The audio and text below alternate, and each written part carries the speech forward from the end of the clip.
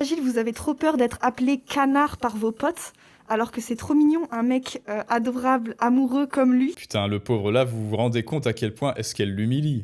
Les post-adolescents de 15-25 ans, eh ben, ils ont envie d'être gentils avec les Vanessa, sauf que dès lors qu'ils sont gentils avec les Vanessa, eh bien Vanessa, elle va voir Rodrigo le bad boy, ou Astérion qui a, qui a 100 000 abonnés sur Twitch, juste pour prendre le micro et dire à ces gens de 15-25 ans qu'elle vient le matin de snober, elle vient leur dire face caméra l'après-midi, moi je veux un prince charmant qui soit gentil, qui soit disponible, qui soit là pour moi et qui réalise tous mes désirs tel un chevalier servant dans le monde de mes bisounours. Bon bref, aujourd'hui c'est conseils en séduction. Vanessa, ici présente, va vous donner des conseils pour choper n'importe quelle Vanessa, tout comme Astérion a réussi à la choper manifestement. Alors petit contexte, Astérion c'est un influenceur un petit peu geek, manga, jeux vidéo. Je ne connais absolument aucune vidéo d'Astérion sauf cette espèce de drama parce que notre ami Astérion a enfin trouvé une copine, Vanessa ici présente, qui s'est grimée pour rester anonyme et donc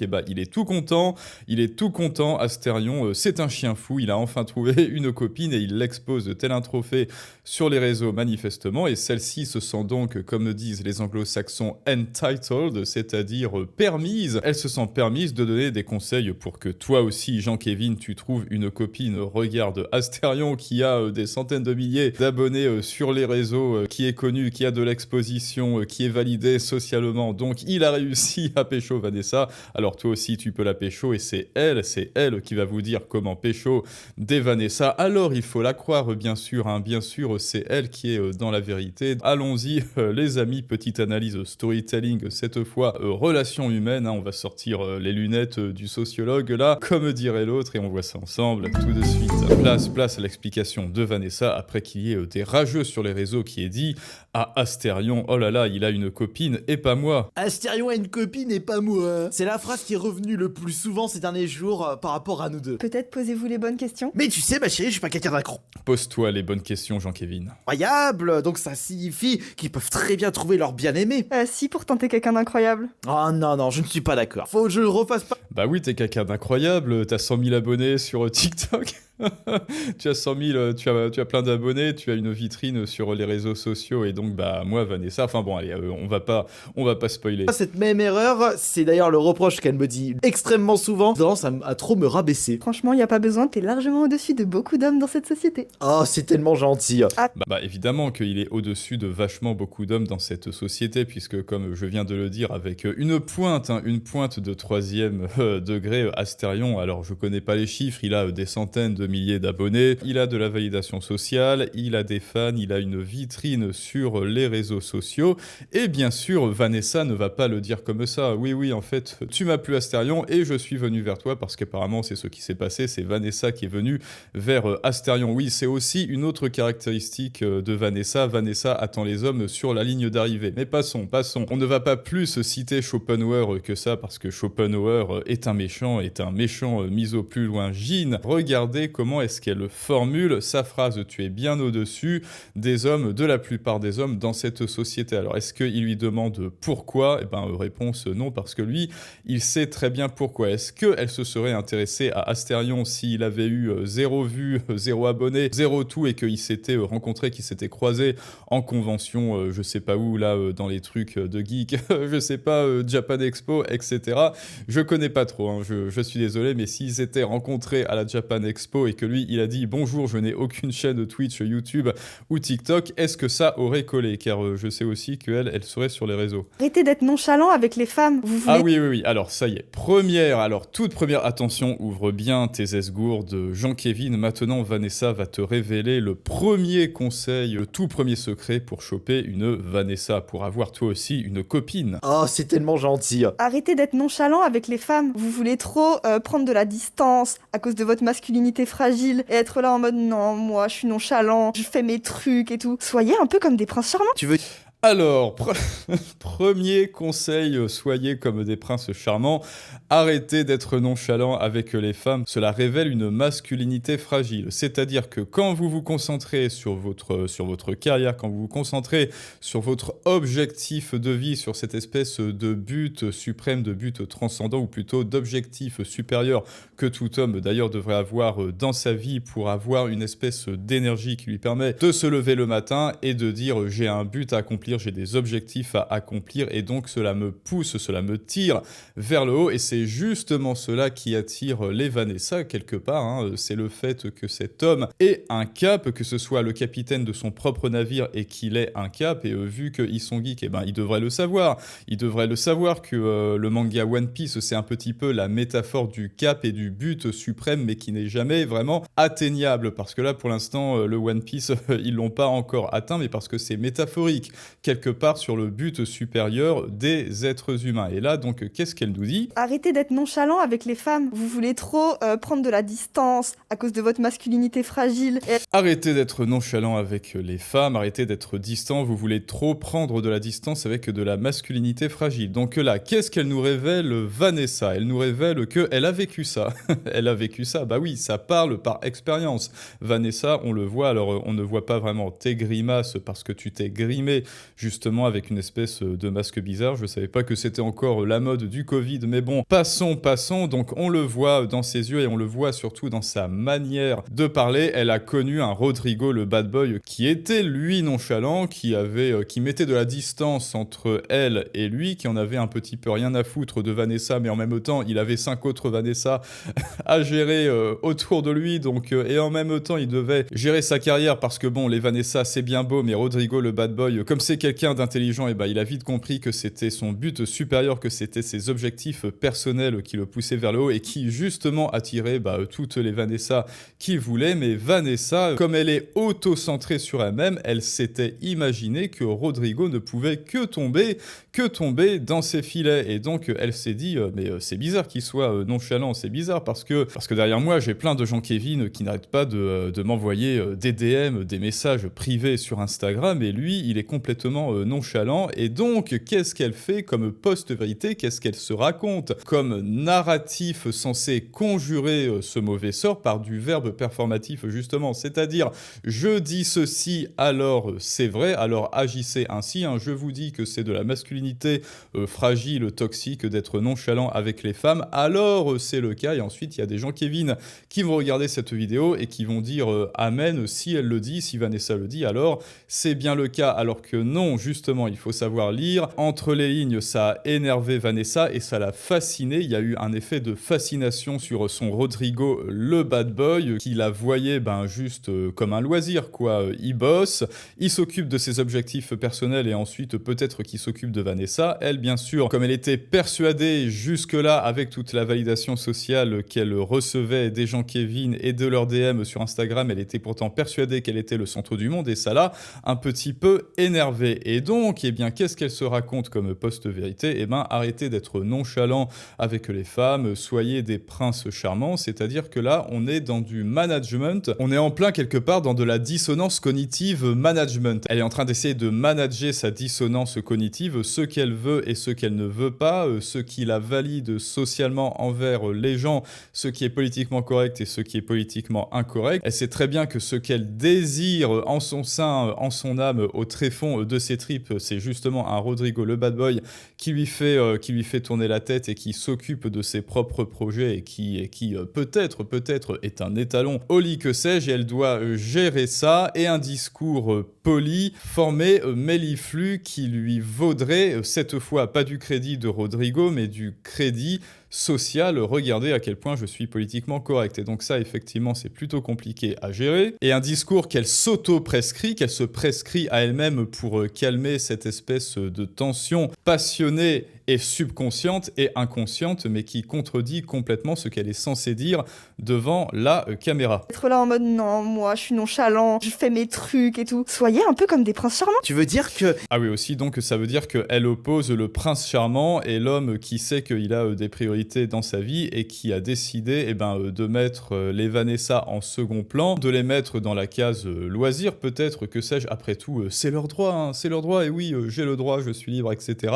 Ils ont décidé de mettre les Vanessa en second plan et de mettre leur projet personnel et leur carrière en premier plan. Eh bien, ça ne plaît pas à Vanessa parce que Vanessa veut être en premier plan. Et d'ailleurs, en parlant de rite conjuratoire, parce que ce genre de phrasé, ce genre de discours, de petit storytelling politiquement correct, on est bien sûr dans le rite conjuratoire, hein, auto-prescrit. Donc on est dans l'auto-prescription pour qu'elle puisse manager sa dissonance cognitive, et elle se part de plusieurs atours justement pour bien se persuader, hein, parce que c'est un petit peu du verbe magique. Je peux quelque part m'auto-convaincre une fois devant la caméra que je suis finalement une bonne personne qui est les bad boys Rodrigo, et je me pars, hein, parce que ça ne suffit jamais en fait, je me pars d'atours conjuratoires aussi, là vous voyez avec les petits cœurs, et là si on zoome un peu, on peut voir un signe textuel, donc conjuratoire pareil, qui dit je suis une personne agréable, si je ne m'abuse, voilà, je suis une personne agréable, c'est trop tard, je l'ai mis sur mon corset, alors ça veut dire que je suis une personne agréable, hein, mais comme je vous le dis toujours, méfiez-vous des pics, méfiez-vous des crises de colère des personnes qui ont des bouddhas en plastoc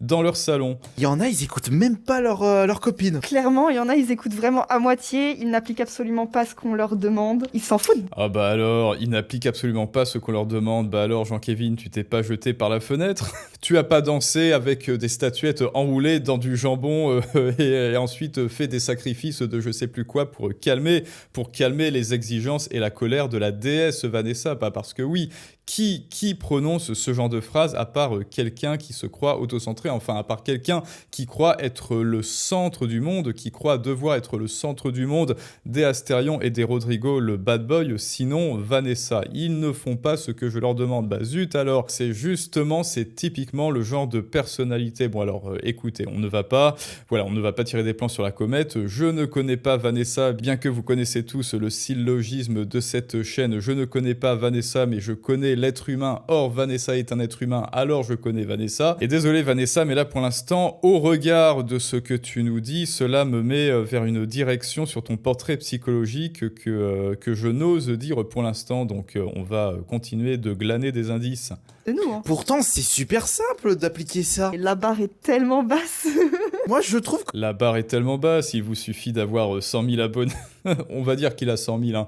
On va dire, voilà, il a 100 000 abonnés sur TikTok. Il vous suffit d'avoir 50 000 subs sur Twitch. Il vous suffit d'avoir 100 000 abonnés sur YouTube. La barre est tellement basse. Je ne comprends pas. La barre est tellement basse. Bon, bah écoutez, les amis, voilà. Mais tu as le droit de ne pas me croire, Jean-Kévin. Tu as le droit de croire qu'un jour, tu pourras pécho ton modèle OnlyFans, là. Mais bon, maintenant, on peut faire une expérience de pensée ensemble. Imagine Astérion à la Japan Expo et Vanessa à la Japan Expo. Si Astérion avait eu 0 abonnés, que c'était un nobody qui n'avait pas cette vitrine sociale, qui travaillait au McDonald's par exemple et qui s'était approché de Vanessa en lui disant « Bonjour, je m'appelle Astérion, c'est mon pseudonyme sur internet, j'ai 0 abonnés Twitch, 0 abonnés YouTube, 0 tout et je travaille à McDonald's, mais en revanche, je suis un chevalier servant, je suis gentil, je suis disponible et je vais accomplir tous tes désirs, je vais accomplir le moindre caprice que tu me demanderas, Vanessa. » Est-ce que Vanessa aurait été intéressée par Astérion? Alors oui ou non? Eh ben écoutez, je n'en sais rien, répondez-moi en commentaire. Moi je n'ai que 30 000 abonnés, alors écoutez, s'il y a des Vanessa qui nous écoutent, à partir de combien d'abonnés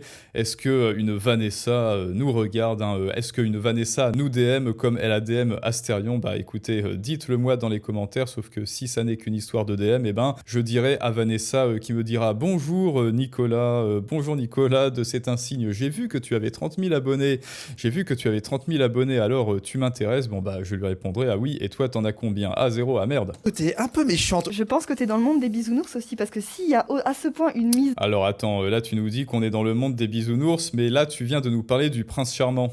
affective chez les hommes, faut peut-être se poser des questions. Ah alors ça aussi c'est intéressant, misère affective. Je pense que t'es dans le monde des bisounours aussi, parce que s'il y a à ce point une misère affective chez les hommes, faut peut-être se poser des questions. Par contre, ce que je savais, c'est que Ok, donc posez-vous les bonnes questions, comme dirait le grand philosophe. Posez-vous les bonnes questions. Vous vivez dans le monde des bisounours. Moi, Vanessa, je vous le dis, vous devez être des princes charmants bisounours pour nous plaire. la misère affective, c'est également chez les femmes, et peut-être à cause de ça. Bien, parce que pour le coup, Ah oui, oui, à cause de ça. Hein. N'oubliez pas, c'est toujours la faute des hommes, c'est toujours la faute de Rodrigo le bad boy. D'ailleurs, elle vient de nous le prouver. Le méchant Rodrigo était nonchalant avec la pauvre Vanessa, et donc elle s'est réfugiée vers son plan B, Astérion, le pauvre. Hein. Bon, désolé, Astérion, on est vraiment désolé que tu joues le cache-misère comme ça, mais non, moi je suis sûr que Vanessa l'adore, bien sûr, Astérion. Après tout, il a 100 000 abonnés sur Twitch, mais en tout cas, encore une fois, elle est en train de nous dire que ça n'est jamais de sa faute. Si les femmes sont en misère affective ou quoi, ça n'est jamais de la faute des Vanessa. Ce qui leur arrive, c'est toujours de la faute du méchant patriarcat caca. les femmes ont pas vraiment besoin d'un homme pour être heureuses, alors que les hommes, souvent si, par masculinité. Alors ça aussi c'est intéressant, souvent si. Donc là vous voyez il y a un petit air malin voire malingre, c'est-à-dire la manière dont elle a dit. De ça. Bien, parce que pour le coup, les femmes ont pas vraiment besoin d'un homme pour être heureuses, alors que les hommes, souvent si.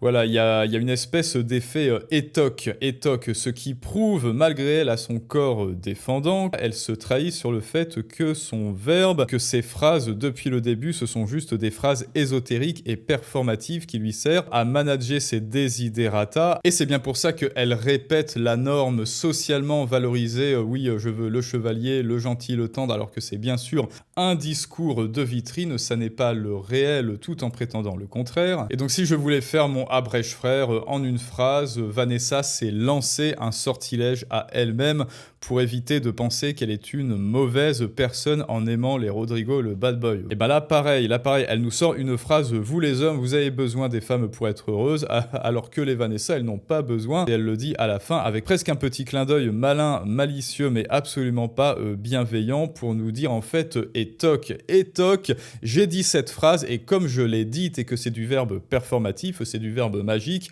alors si je l'ai dit, c'est vrai, c'est la vérité absolue et fixiste. Les hommes, souvent si, par masculinité frappe. Alors que bon, écoute Vanessa, ok, donc les femmes n'ont pas besoin de l'affection des hommes pour être heureuses et elles ne cherchent pas du tout, elles peuvent très bien vivre toutes seules sans les hommes, hein, voilà, girl power, etc.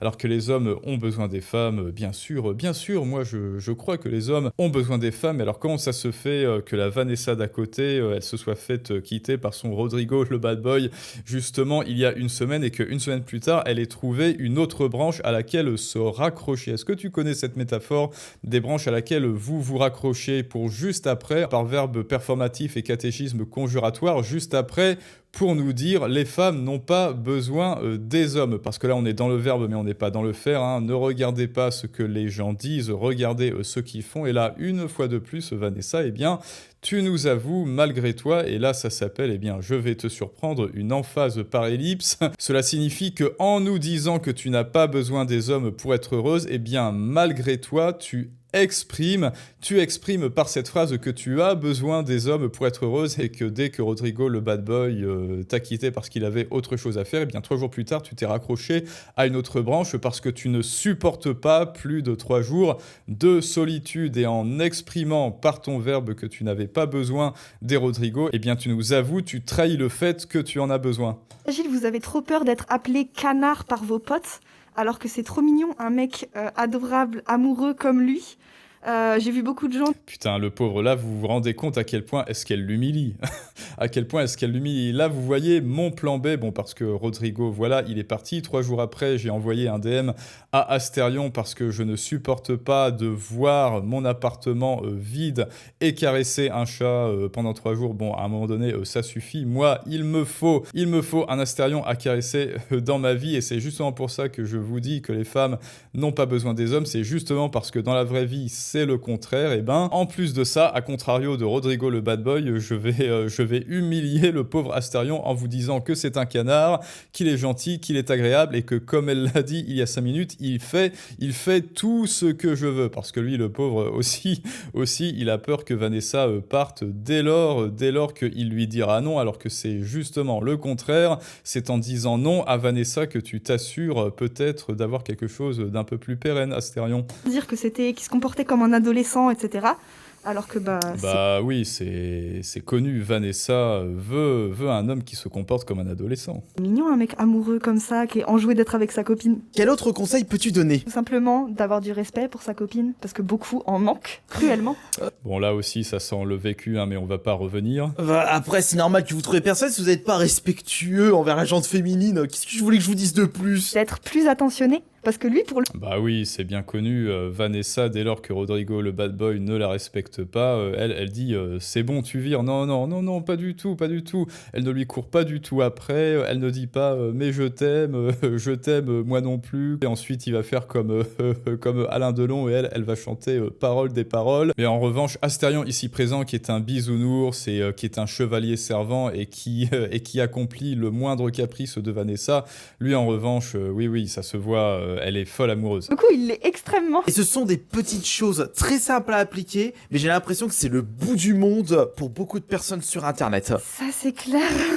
Dans la vraie vie. Eh bien, ça n'est qu'une impression, parce que beaucoup de gens sur Internet, alors là, là, on est encore dans de l'ésotérisme, on est dans le fumeux Astérion. Qui sont les gens sur Internet? Parce qu'il y a plusieurs classes socio-professionnelles, parce qu'il y a des gens de tous âges. C'est qui les gens sur Internet, à part tout le monde? Mais bon, bref, on peut voir à peu près que c'est son public, c'est-à-dire un public adolescent, 15-25 ans, amateur de manga et de jeux vidéo. C'est le bout du monde pour eux. Bah non, quand vous regardez les garçons, les adolescents de 15-25 ans ou les post-adolescents de 15-25 ans, eh ben, ils ont envie d'être gentils avec les Vanessa, sauf que dès lors qu'ils sont gentils avec les Vanessa, eh bien Vanessa, elle va voir Rodrigo le bad boy ou Astérion qui a 100 000 abonnés sur Twitch ou YouTube ou TikTok ou les trois à la fois, juste pour prendre le micro et dire à ces gens de 15-25 ans qu'elle vient le matin de snober, elle vient leur dire face caméra l'après-midi, moi je veux un prince charmant qui soit gentil, qui soit disponible, qui soit là pour moi et qui réalise tous mes désirs tel un chevalier servant dans le monde de mes bisounours. Bon bref, les amis, donc en fait il n'y a pas vraiment de nom de technique qu'elle a utilisé dans son storytelling, enfin si bien sûr, à part le cognitive management et le verbe performatif et le wishful thinking et le verbe conjuratoire qui lui permet d'oublier un instant qu'elle est amoureuse des Rodrigo le bad boy et non pas des chevaliers servants qui lui lèchent les pieds et qui font systématiquement de la génuflexion et qui